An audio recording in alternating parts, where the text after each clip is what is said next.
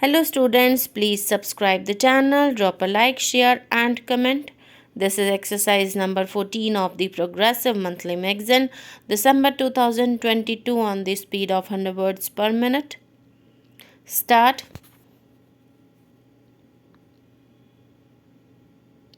Sir, I beg to move that the bill to provide for the payment of equal remuneration to men and women workers and for the prevention of discrimination on the ground of sex against women in the matter of employment and for matters connected therewith or incidental thereto be taken into consideration.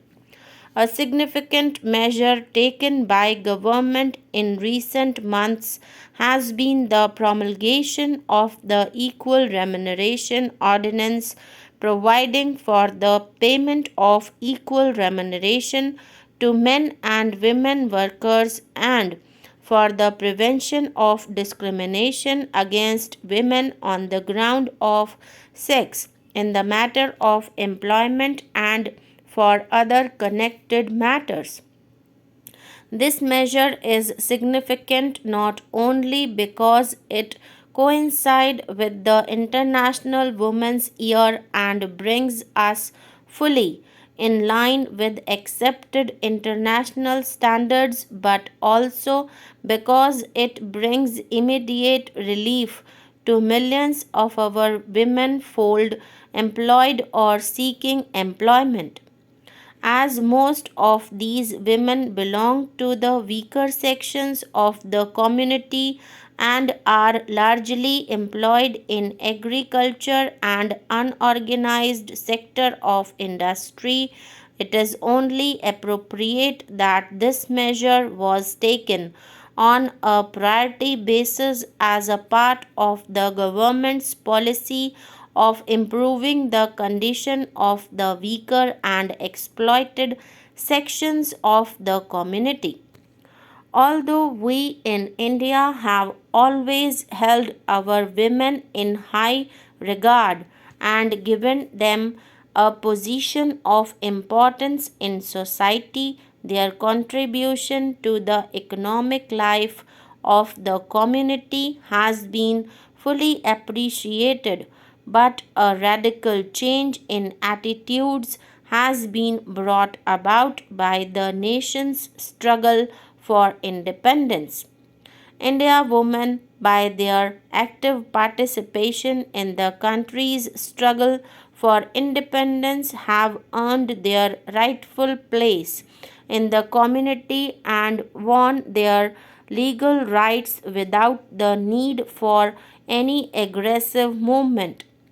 Their claim for a position of complete equality in law was justified in terms of their significant contribution to the cause of the country freedom.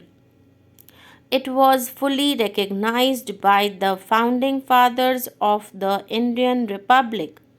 The Indian Constitution provides the right of equal opportunity for employed men and women without distinction.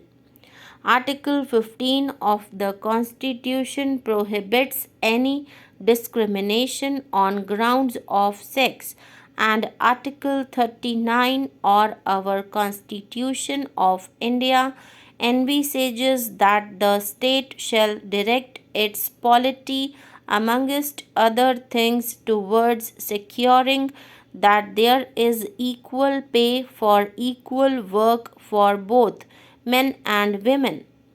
India also ratified the International Labour Organization Convention concerning equal remuneration for women.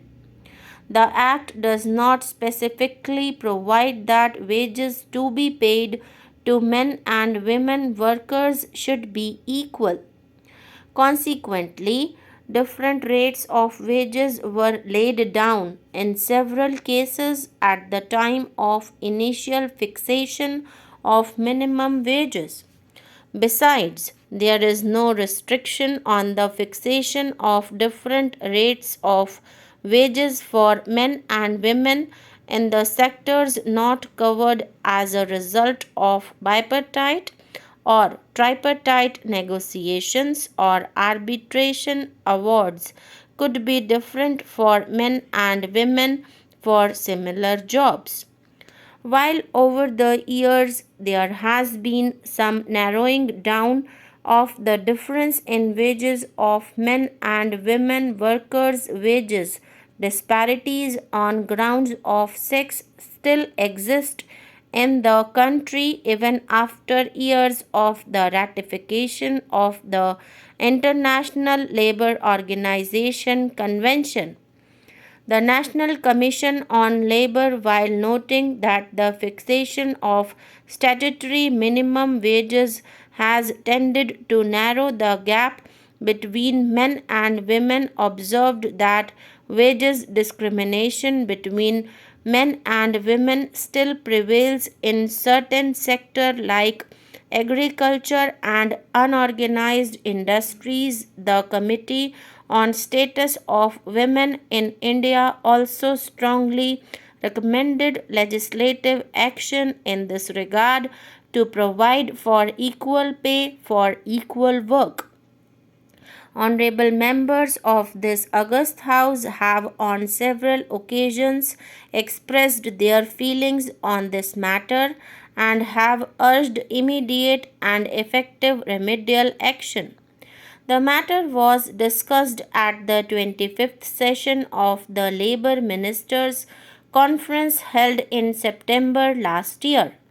It was unanimously agreed that the states which had not so far implemented fully the International Labour Organization Convention, both in letter and spirit, should do so by taking appropriate measure to fix wages accordingly to occupations within a period of 3 months by not later than 6 months.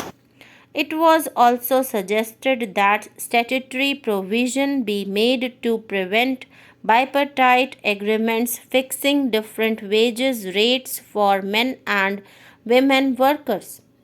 To give effect to the constitutional provision as well as ensure stricter conformity to the International Labour Organization Convention, the Equal Remuneration Ordinance was promulgated by the President.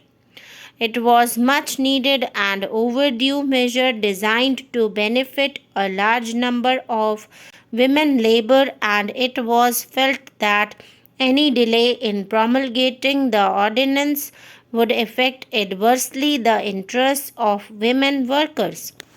It was also felt that it will be in the fitness of things to bring forward this measure to implement the provision of the Constitution in the year 2012, which was being celebrated as the International Labour Year.